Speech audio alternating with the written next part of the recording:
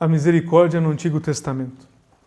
Nessa terceira parte da encíclica, São João Paulo II trata da longa e rica história da misericórdia no Antigo Testamento. Nós aqui devemos nos remontar à história do povo de Deus, a história de todos os amados do Senhor, aonde de forma tão presente, tão real, tão concreta, Deus se revelou na história. De fato, diz o santo, que Israel foi o povo da aliança com Deus. Aliança que muitas vezes foi violada. Quando tomava consciência da sua própria infidelidade, e ao longo da história de Israel não faltaram os profetas e os homens que despertavam tal consciência e apelavam para a misericórdia. O apelo à misericórdia, sempre ao longo da história do povo de Deus, foi visto nos momentos mais difíceis. Se nós pegamos Juízes, 1 Samuel, Miqueias, Isaías, Jeremias e tantos outros profetas e livros bíblicos, nós encontraremos que, na palavra de Deus, o Senhor é invocado quando o homem não tem força. Que mistério, não é mesmo? Quando o homem não tem força, ele apela para Deus. É como se ele tivesse a certeza de que quando o meu peso me fizer afundar, como dizia São Gregório Magno, que a sua mão, Senhor, me levante. Quando o meu peso me fizer afundar, que a sua mão benfazeja, ou seja, benigna, boa, bondosa, me levante. O povo de Deus foi assim. Gritavam para o Senhor, para que o Senhor os atendesse. As próprias infidelidades foram momentos para lembrar-se do grande amor de Deus. O Senhor ama Israel com o amor de uma particular eleição, semelhante ao amor de um esposo, e por isso perdoa suas culpas, até mesmo as infidelidades e as traições. Na pregação dos profetas, a misericórdia significa uma especial potência do amor. Prevalece sobre o pecado e sobre a infidelidade do povo eleito. O meu amor é maior que as suas infidelidades.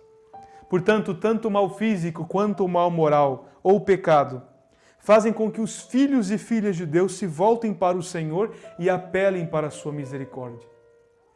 Quando o homem se dá conta da sua pequenez, ele, como uma criança pequena, ergue os braços e pede o colo do Pai. Potência do amor. Potência do amor. É como aquele jato que quando vão cavar para encontrar o petróleo, um jato de água vai além, ele sai, ele brota, ele vai longe, porque esse jato é maior do que a força que está pressionando a ele próprio, e ele não consegue ser detido, e ao mesmo tempo ele não consegue ser contido. Esse é o amor de Deus. Apesar dos meios que o buscam, ele continua sendo potente, ele continua sendo forte, porque ele é Deus. E nós, homens. Nesse sentido, a misericórdia é potência do amor de Deus. É potência do amor de Deus que entra em contato com a miséria humana, ou seja, com aquilo que é limitado. E eu prefiro ir citando algumas partes para que fique assim, para que nós possamos compreender o pensamento do próprio São João Paulo II. Neste ato de salvação realizado pelo Senhor, o profeta quer individuar o seu amor e a sua compaixão. É aqui precisamente que se radica a segurança de todo o povo e de cada um dos seus membros na misericórdia divina, que pode ser invocada em todas as circunstâncias dramáticas. Geralmente, quando acontecem os momentos de catástrofes, de tragédias, sempre nós apelamos para Deus. Apelamos para Deus porque sabemos que dele pode vir algo que dos homens não é possível. Nós vivenciamos isso nos últimos anos, onde 2 barragens no próprio Brasil, no território nacional, foram destruídas. E com isso muitas vidas foram ceifadas. Homens e mulheres que estavam ali para ganhar o seu pão, para que sustentasse a sua família, foram um dia para o serviço, mas não voltaram. No meio dessa aparente desgraça, no meio dessa aparente destruição, surgiram tantas vozes que gritaram ao Senhor: tem piedade de nós. Vejam que mistério é a misericórdia de Deus e tão próxima de nós. As tragédias acontecem e no meio desses desastres nós olhamos para o alto e lembramos que de lá vem o nosso socorro. Como o vigia anseia pela aurora, a minha alma suspira por vós, Senhor. Essa deveria ser a nossa súplica constante e diária ao Senhor. Apelar ao Senhor para que, em todas as nossas ações elevadas a Deus, sejam bem executadas. Inspirai-me, Senhor, nas ações. Inspirai-me, Senhor, nas ações para que eu faça a vossa vontade do começo ao fim e em todas as ocasiões eu faça aquilo que deve ser feito. Então a graça de Deus é infundida no coração do homem para que o homem agrade a Deus. É uma força de atração. Moisés define solenemente Deus como compassivo e misericordioso no livro do Êxodo. Lento para a cólera e cheio de bondade e de fidelidade. Esse é o nosso Deus. Lento para a cólera e cheio de bondade e de fidelidade. Um ponto interessante também de se notar é que o povo, quer em momentos de desgraça e também ao tomar consciência do próprio pecado, continuamente entregou com confiança ao Deus das misericórdias as suas necessidades. Uma característica da misericórdia da parte do homem para Deus: entrega. É necessário com que o homem entregue o seu coração. É preciso com que o homem deixe de lado o pecado que lhe acabrunha, o pecado que lhe fecha, o peso que é um fardo para as costas, e se entregue ao Senhor. É esse Deus que é lento para o pecado, lento para a cólera e tão benigno. Ele é nosso Pai, e sendo nosso Pai, entra em contato conosco, tal como um esposo com a sua esposa. O esposo que suporta a sua esposa e a ama além dela, e a ama apesar dela. Apesar das suas indiferenças, apesar das suas limitações, Deus ama Israel. Então, dessa forma, se torna fácil compreender os salmistas, que cantam ao Senhor os mais sublimes louvores, entoam ao Senhor os hinos do amor, da compaixão, da misericórdia. De tudo isso, se deduz que a misericórdia faz parte não só do conceito de Deus, mas é algo que caracteriza a vida. A misericórdia é o conteúdo do diálogo com Deus. E aqui nós precisamos entender um pouquinho mais. Vejam, se o homem está vocacionado ao diálogo com Deus, no diálogo com Deus, o homem vai ao encontro de Deus e Deus vai ao seu encontro. Mas esse movimento que o homem faz para ir a Deus só foi possível pela graça divina, ou seja, do próprio Deus, no homem. Ou seja, na verdade, é a graça que atrai. É Deus quem atrai. Santo Agostinho, doutor da Igreja, nos ensina que o que é a graça? A graça é essa atração. Graça é atração. É estar atraído pelas coisas de Deus. É estar atraído por Deus. Portanto, nesse diálogo estabelecido entre o homem e Deus, o conteúdo desse diálogo é a misericórdia. O homem grita: Senhor, tem piedade de mim que sou pecador. E o Pai, que está nos céus, que olha para o oculto do coração do homem, que julga pelo coração, mas não pela aparência, que olha o coração, mas não as vestes que esse corpo usa, que esse homem usa, derrama sobre ele o seu amor. E esse ato da miséria humana que se encontra com a grandeza de Deus, esse choque, esse contato, nesse diálogo, acontece a misericórdia. O amor de Deus, em contato com o pecado, se manifesta misericórdia. E nessa parte da encíclica, São João Paulo II, na nota 52, vai longamente discorrer sobre como que no Antigo Testamento a misericórdia foi conceituada. Aliás, mais do que um conceito, como que esse conteúdo foi expressado ao longo da história do povo de Deus. E dois termos surgem de forma muito vívida. O primeiro termo é Hesed. Hesed faz menção a uma profunda atitude de bondade. No Antigo Testamento, quando se ouve o Hesed, significa graça ou amor. Ou seja, isso é precisamente a base da fidelidade. Esse termo de bondade, de graça e de amor, se dá justamente na manifestação daquilo que fora ao princípio, de selar o amor que se doa. O amor mais potente do que a traição, graça mais forte do que o pecado, graça mais forte do que o pecado. Um amor que não olha a traição. O homem moderno não vive bem a sua vocação porque olha simplesmente para as limitações humanas. O homem contemporâneo não vive bem o seu chamado de Deus e não corresponde, nós, todos nós, porque escolhemos olhar para os erros que foram colocados do que para a criatura feita à imagem e semelhança de Deus. Em Jesus nós veremos, Deus é aquele que odeia o pecado, mas ama o pecador. E esse conceito lá no Antigo Testamento já começava a ser expressado.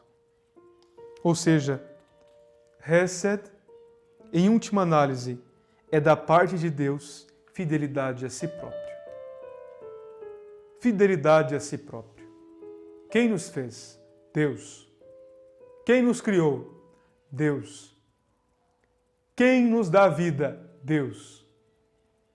Portanto, Ele deixaria de ser Deus se não nos alimentasse e se não nos sustentasse no seu ser. Como esse livro que está aqui, Deus nos sustenta. Nós somos esse ser. Deus nos sustenta no nosso ser. De uma base essencial, Deus precisa me sustentar. Dizia Santo Tomás que se Deus deixar de pensar em mim por um minuto, eu deixo de existir.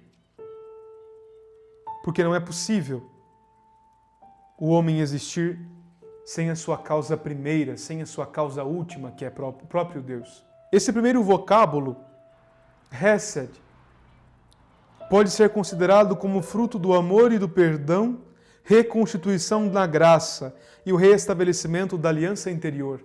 Deus só pode restabelecer conosco a aliança primeira porque uma das partes permaneceu estática, permaneceu firme. Se da nossa parte a coisa fica um pouco capenga, se da nossa parte nos faltou fidelidade, Deus não pode ser infiel. A própria palavra diz, Deus é fiel. Deus é fiel. Então, esse vocábulo primeiro faz menção àquilo que é do próprio Deus. Deus faz justiça à sua própria missão, à sua própria palavra. Eis que estarei convosco, Ele está conosco. Eu te levantarei, Ele nos levantará. Eu te suportarei, Ele nos suporta. E o contrário não pode acontecer. O segundo vocábulo é Rahamim. Esse segundo vocábulo, na terminologia no Antigo Testamento, faz menção ao amor da mãe. Erem faz menção ao seio materno. Ou seja, um amor do vínculo mais profundo e originário. Ou melhor, o amor de Deus é profundo, tal como da unidade que liga a mãe ao filho. Dessa relação brota uma particular relação com Ele, um amor particular. Deste amor se pode dizer que é totalmente gratuito, não fruto de merecimento e que, sob esse aspecto, constitui uma necessidade interior. É uma exigência do coração. O filho atraído para a mãe que amamenta o filho. O Padre Zezinho tem uma música que diz: Ra-Hamim, Deus tem um colo para mim. E essa é a verdade. Deus tem um colo para nós. E no colo da mãe nós encontramos ternura. No colo da mãe nós encontramos serenidade. No colo da mãe nós encontramos paz. Que dirá do colo de Deus? Essa prontidão para perdoar é da mãe. Quando nós erramos, quando pequenos, a mãe nos abraça e nos afaga com o seu carinho. Pois ainda que a mulher se esquecesse do próprio filho, eu jamais me esqueceria de ti. Por mais que uma mãe não fizesse o papel de mãe, Deus jamais deixaria de lembrar de nós. Embora Israel não possa ter pretensões em relação ao recede de Deus, pode sim esperar e ter confiança em obtê-lo. E também terá o seu Ra-Hamim, o seu colo. Deus, sendo Deus, nos suporta e não deixa de cumprir a sua promessa. E quando caímos, nos atrai para si, não pelos nossos méritos. E se ficamos firmes, também não pelos nossos méritos, mas pela bondade de Deus. São Paulo vai dizer depois que isso acontece para que nós não sejamos orgulhosos. Porque nós não somos dignos de que o Senhor entre em nossa morada. Mas uma palavra precisa ser dita e nós seremos salvos. Essa prontidão de Deus. Existem outras expressões, mas essas aqui são destacadas. Por quê? Porque elas fazem menção ao seio originário, ou seja, para indicar a misericórdia divina, os autores bíblicos servem-se dos termos que correspondem à consciência e à experiência dos homens seus contemporâneos. Se utilizam das relações humanas, se utilizaram das relações próximas para não esgotar, mas tornar desvelar um pouquinho talvez, uma gotinha daquilo que é o grande amor de Deus para conosco. Então, são relações escatológicas. Deus pronto para perdoar e Deus terno para nos acolher. O apelo à misericórdia de Deus nos permite contar com ela. O primado e a superioridade do amor em relação à justiça. Essa é uma verdade de toda a revelação, precisamente através da misericórdia. Temos em Deus solidez, segurança, verdade, porque se Ele nos criou, Ele nos elege. E se Ele nos elege, Ele nos sustenta. Em todos os nossos caminhos, Deus continua a se dar a nós. O próprio Senhor nos diz: não aborreceis nada do que fizestes. Não aborreceis. Vejam, com o mistério da criação está conexo, está intimamente ligado em um mistério da eleição. Deus, de forma especial, plasma a história do povo cujo pai espiritual é Abraão, em virtude da sua fé. Contudo, por meio deste povo que caminha através da história, tanto da antiga como da nova aliança, aquele mistério de eleição se refere a todos e cada um dos homens, a toda a grande família humana. Deus diz hoje a você: amo-te com amor eterno. Por isso ainda te conservo os meus favores. Deus conserva atuante e eficaz em nossas vidas os seus favores, porque o amor da parte de Deus para nós é eterno, é infinito. Deus se alegra quando nós nos entregamos a Ele e pulamos no seu colo. Como o Papa Francisco dizia, como uma criança que pula no colo de Deus, eu quero ser livre diante de Jesus. Isso é fantástico. Essa perspectiva que é conjuntamente temporal e escatológica, ou seja, é constantemente temporal, está no tempo, mas aponta para o fim. Porque ao término desta vida, nós pularemos nos braços de Deus e seremos eternamente amparados por Ele. Senhor, te procurei a vida toda e agora descanso em Ti. O coração que antes era inquieto, agora encontra a sua quietude. Agora encontra o seu descanso. Por fim, o próprio Jesus disse: há tanto tempo eu estou convosco e não me conheces. Quem me vê, vê o Pai. Isso se tornou mais claro para nós. Há quanto tempo estou convosco? Jesus queria dizer, desde os profetas, desde o Antigo Testamento, desde todo o Antigo Testamento, a Antiga Aliança, eu estou convosco.